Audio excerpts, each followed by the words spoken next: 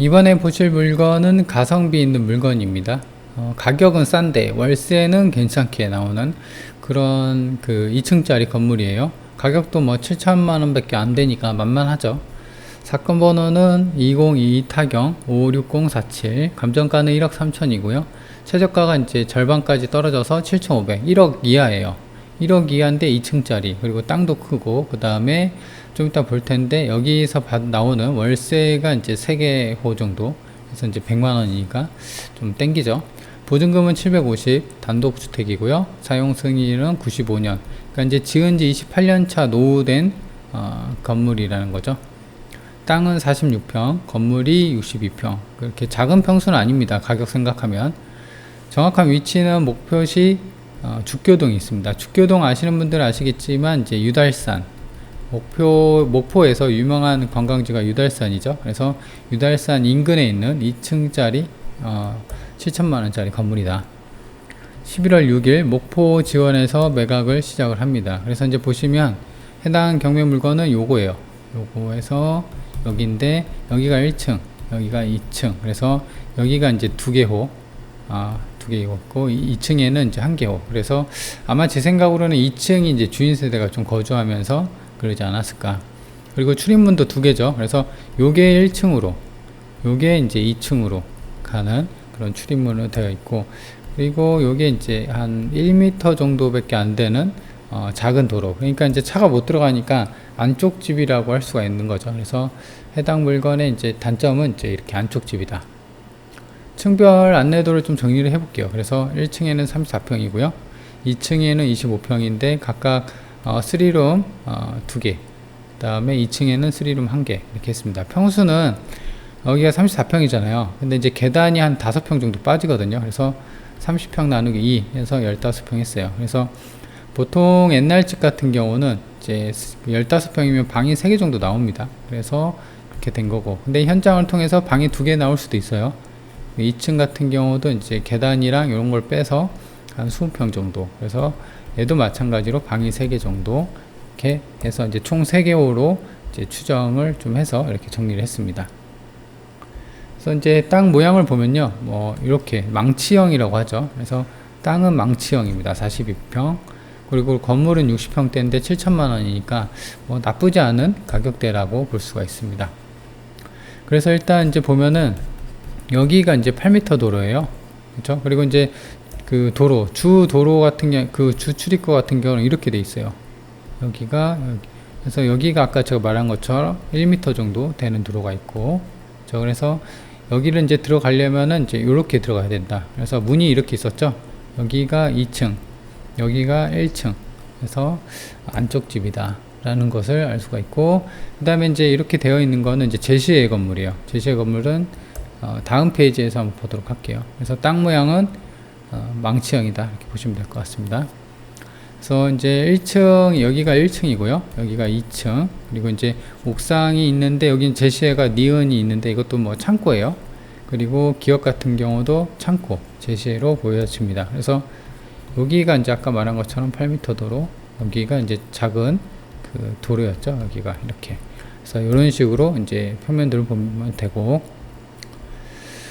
그리고 이제 전경을 보면 아까 이제 그 썸네일에서 보셨다시피 그 여기가 이제 작은 도로였죠. 그리고 이 건물. 그래서 뭐 외관상은 그냥 노후된 오래된 건물이다 라는 것을 좀 알 수가 있죠. 그리고 이제 해당 물건을 자세히 봐야 될 게, 이게 보면은 계량기가 있죠. 이게 이제 전기예요. 전기 계량기가 하나, 2개, 3개가 있습니다. 그리고 눈여겨볼 거는 계량기가 다 차 있죠. 그러니까 이제 이게 아마 제 기억으로는 전기요금이 3개월인가 밀리면 한전에서 그 떼갑니다.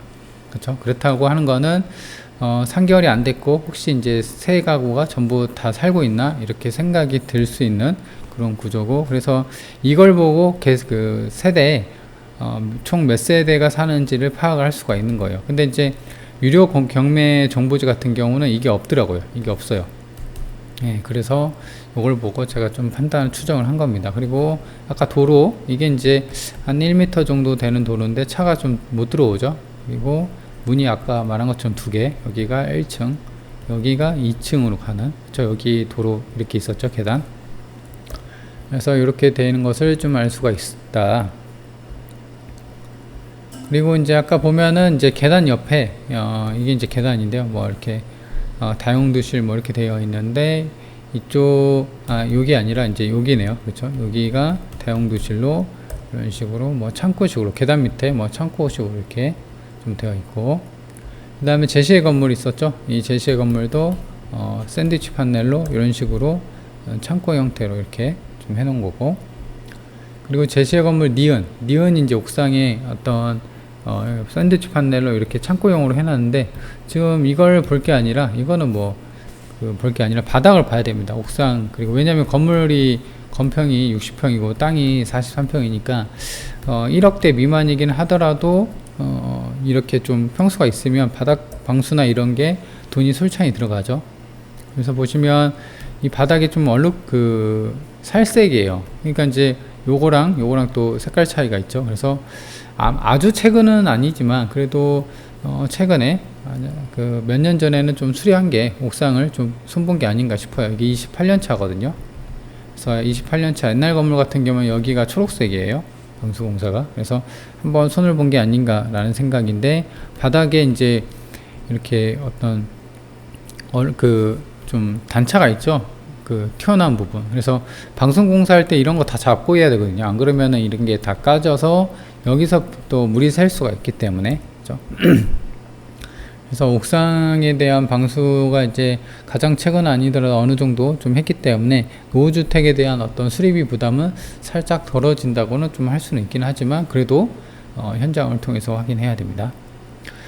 세입자 같은 경우는 보면은 최선 순위가 22년 5월 25일이에요. 그래서 지금 이분 같은 경우 고 땡땡 분 같은 경우는 2016년 6월 1일이에요. 그러니까 이제 이거보다 선순위죠. 그래서 이 사람이 지금 미상이라고 되어 있잖아요. 그리고 보증금도 미상, 차임도 미상, 확정일자도 없고, 그래서 이게 아마 이제 돈을 상식적으로 생각을 한다고 하면, 우리가 임대차 계약할 때 부동산에서 2016년이면 그렇게 오래된 것도 아니잖아요. 그렇죠?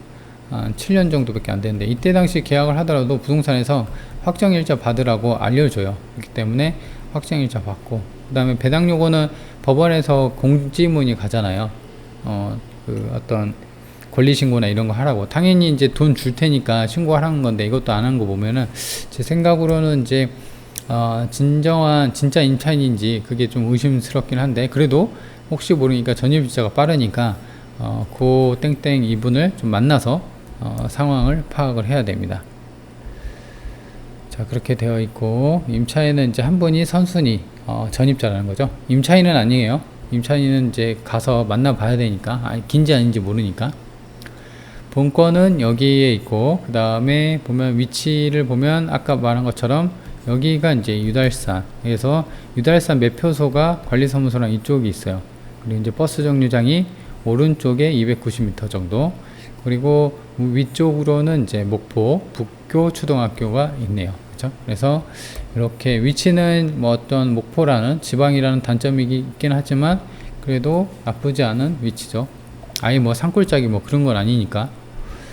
자, 그리고 좀 더 축소를 해서 보면요, 지금 여기 본권 인근에 초중고가 되게 많죠. 여기 보면 목포 해인여고, 목포 홍일고, 목포여고,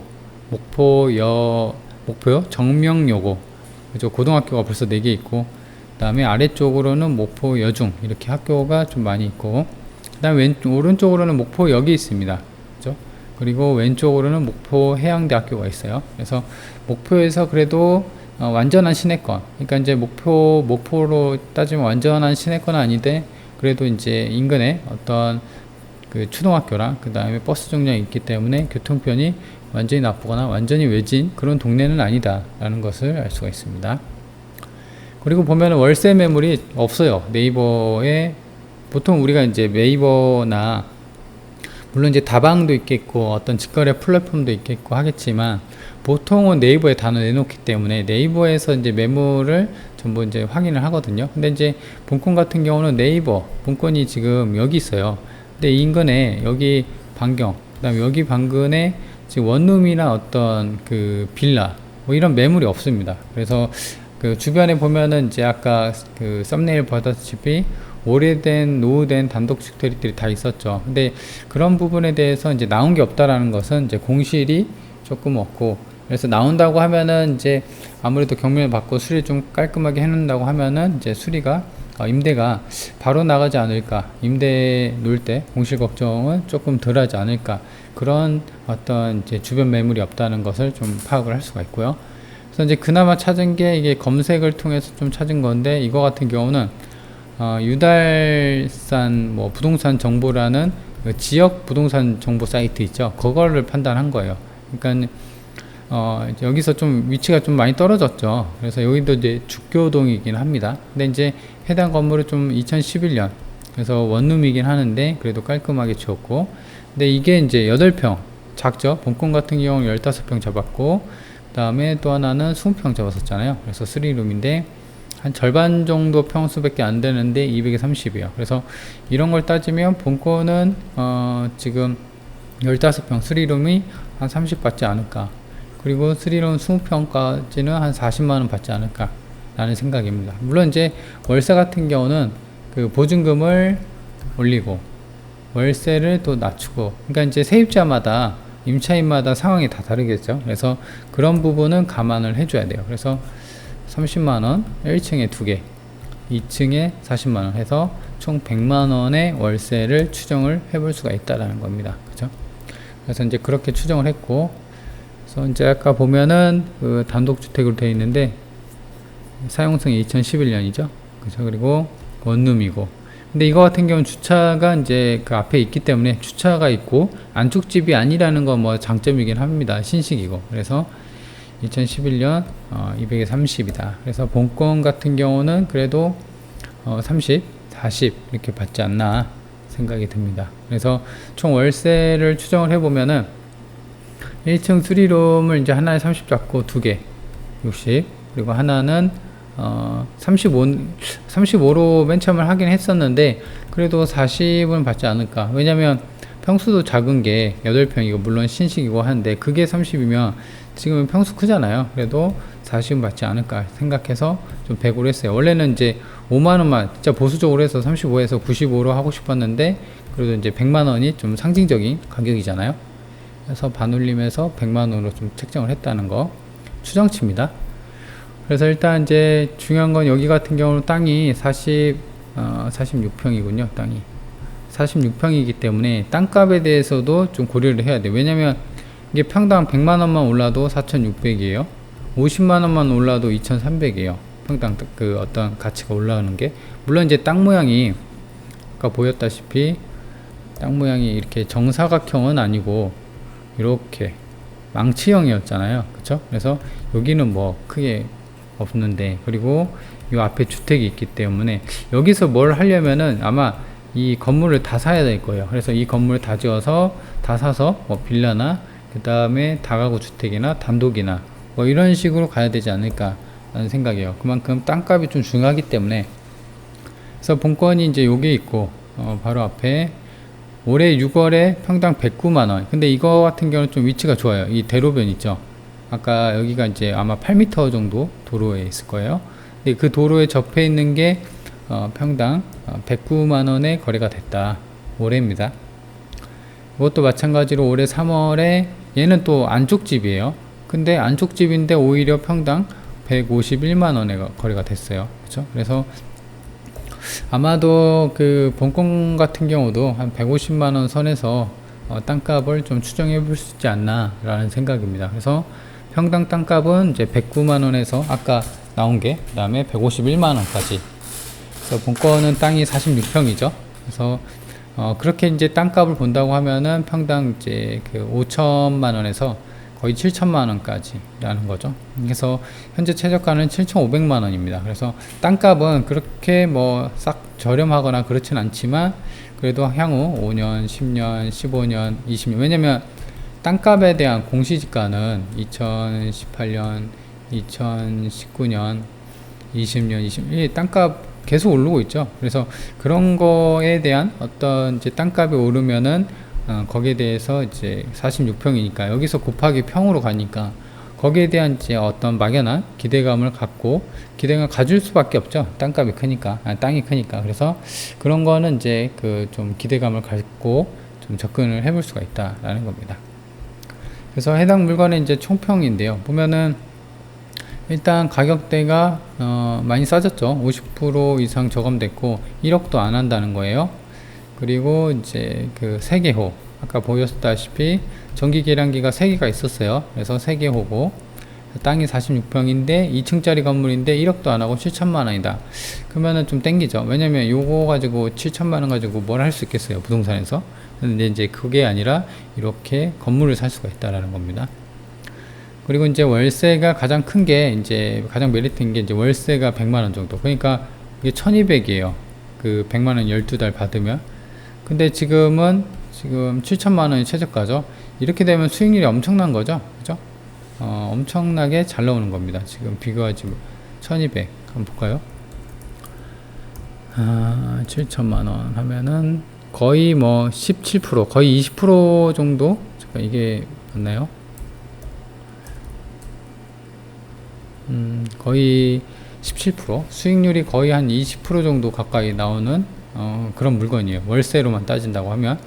물론 이제 아까 말씀드린 것처럼 보증금이나 월세에 따라서 들어오는 세입자에 따라서 좀 다를 수가 있다는 점 미리 말씀드리고, 뭐 다 좋습니다. 가격대나 뭐.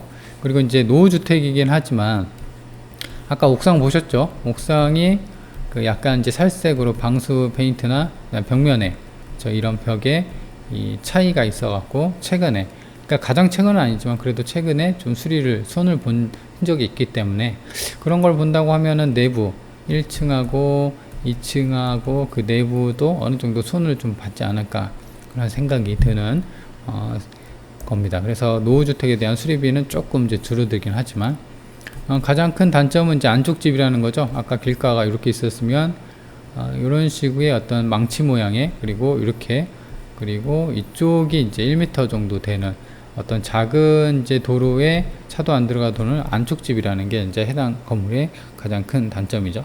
하지만 이제 보시는 것처럼 유달산 인근이고 하니까 주변에 공영 주차장이 이런 게 많아요. 그래서 차가 있다면 그런 쪽으로 좀 이용을 해야 되고, 근데 이렇게 이제 안쪽 집 같은 경우는 차 없는 분들이 많이 들어와요. 그러니까 이제 혼자 사시는 분들, 그렇죠? 그래서 그런 분들 타겟으로 월세를 놓는다고 하면 나쁘지는 않을 것 같습니다.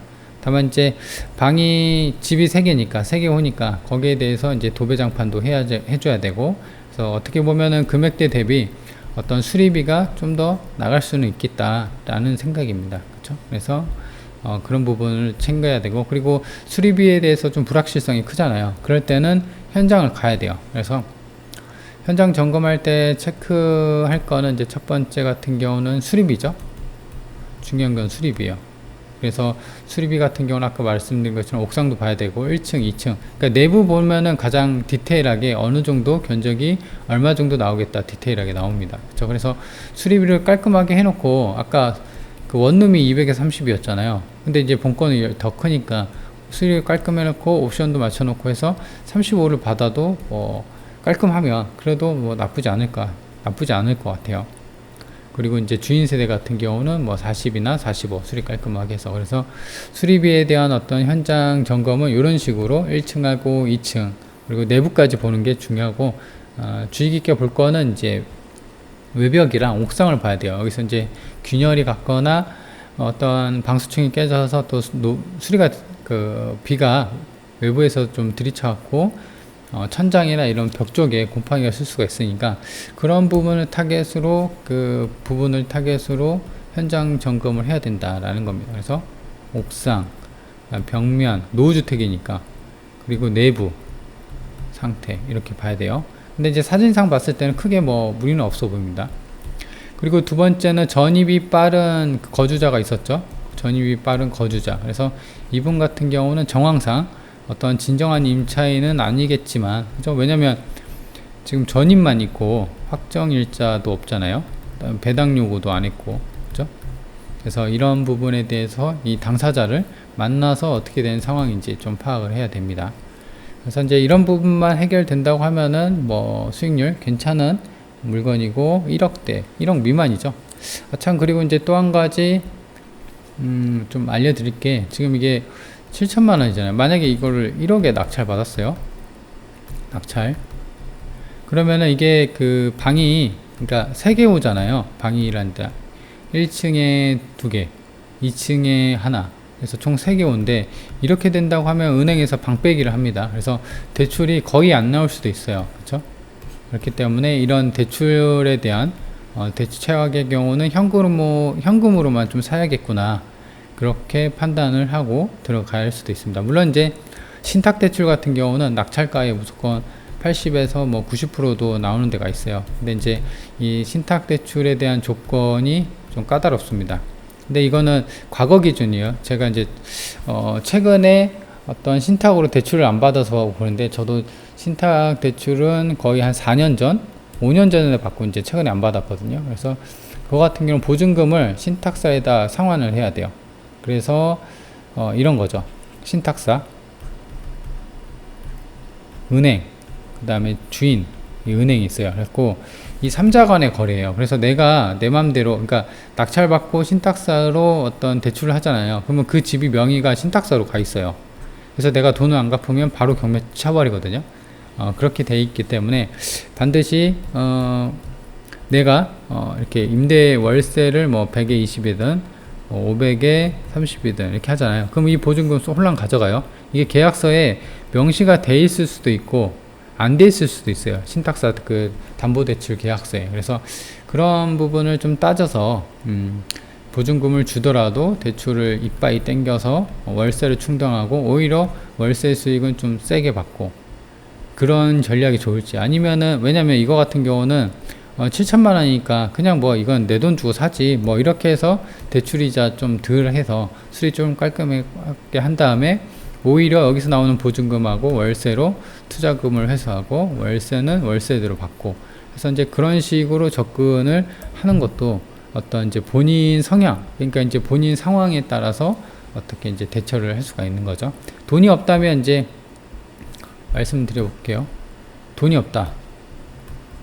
돈이 뭐 2, 3천 밖에 없다. 그러면은 2, 3천 밖에 없다. 그러면은 신탁으로 가야겠죠. 신탁 대출 이빠이해서 수리비도 이제 주변 지인들한테 좀 빌려야 될 거고, 근데 돈이 좀 한 1억 정도 있다. 그러면 그냥 현금으로 온몸으로 사는 거죠. 그리고 이제 수리비나 이런 거는 이제 좀 부족한 거는 일단 사놓고 내가 이제 몸빵으로, 그러니까 이제 보통 이제 수리 같은 경우는 보통 이제 간단한 건 본인이 많이 합니다. 낙찰자가. 저도 많이 해봤어요. 페인트 칠, 뭐 잡다구리한 뭐 등 교체, 문에 뭐 시트지 바르기, 뭐 잡다구리한 거 있잖아요. 콘센트 교체하기, 문고리 교체하기, 뭐 이런 잡다구리한 거, 그런 건 다 할 수가 있거든요. 그래서 그런 식으로 몸빵으로 해서 뭐 돈이 없으면 그렇게 해도 되는데, 그게 아니라고 하면 편하게 하려면 그 지인들한테 빌리면 돼요. 왜냐면 낙찰받고 지금 월세 시세가 이건데, 그리고 내가 지금 돈이 얼마 있고 수리하면 얼마인데, 이렇게 하면 월세가 얼마 나오는데 하면서 보여주면 돈 빌려줍니다. 그렇죠? 왜냐면 이거 내 거니까, 이거는 여기서 수리해갖고 하는 건데. 그래서 이자, 지금 은행 이자가 3에서 한 4% 정도 되잖아요. 그래서 이자를 5% 정도만 줘도, 그렇죠? 5% 이자 같은 경우는 없어요. 그렇죠? 이걸로 이제 신용으로 지인들한테 빌려서 5% 이자 한 6개월만 쓰고 주자. 아니면 이제 삼신 쓰면 한 7에서 한 8% 정도 이자 해갖고 6개월만 쓰고 주자. 이렇게 해도 된다는 거죠. 그렇죠? 뭐 더 많이 10% 이상 이렇게 줘서 빌릴 것 같지는 없고, 그렇게 된다고 하면은 오히려 10% 이자가 더 많이 나가거든요. 그러니까는 제 생각으로는 한 5% 이자 줘서, 아니면 5에서 한 7% 정도 이자 줘서 지인들한테 빌려갖고 이런 식으로 접근을 해도 됩니다. 제가 그렇게 많이 했어요. 돈 없을 때. 저 같은 경우는, 최악의 경우는 어떻게 하냐면은, 이거 같은 경우는 이제 2층짜리 단독주택이잖아요. 그러면은 수리 상태를 보고 가장 적게 돈이 들어가서 수리가 될 만한 것, 예를 들어 2층이 그나마 깔끔하고 1층은 좀 소운을 봐야 될 것 같아요. 그럼 1층은 아예 문 닫아놓고 새도 안 내놔요. 일단 2층만 수리해서 얼른 새로 내놔요. 그러면 여기서 보증금이 나오잖아요. 그럼 그 보증금을 갖고 여기 또 수리를 하는 거예요. 여기 또 두 집이잖아요. 그럼 한 집만 일단 해요. 한 집 걸어 담그고 여기 못 들어가게. 그래서 여기만 또 수리하면, 그러면 여기서 또 보증금 나오잖아요. 그러면 또 이렇게 치고 나오는 거예요. 그래서 뭐 돈이 없을 때는 수리를 막 제 기억으로는 한 3개월에서 6개월 정도 걸려서 한 적도 있어요. 그러니까 돈이 없으니까 월급 받아서 또 하고 도배하고 또 뭐 받아서 뭐 하고 또 뭐 받아서 이거 하고 뭐 하고 이렇게 하고 그쵸? 그래도 뭐 부담이 없습니다. 왜냐면 월세 주고 하면은 대출이자 주고도 남으니까. 그래서 그런 식으로 머리를 써서 접근하면 경매 물건은 할 거는 천지다 라는 겁니다. 자, 그러면 이번 영상은 여기까지고요. 네, 끝내겠습니다.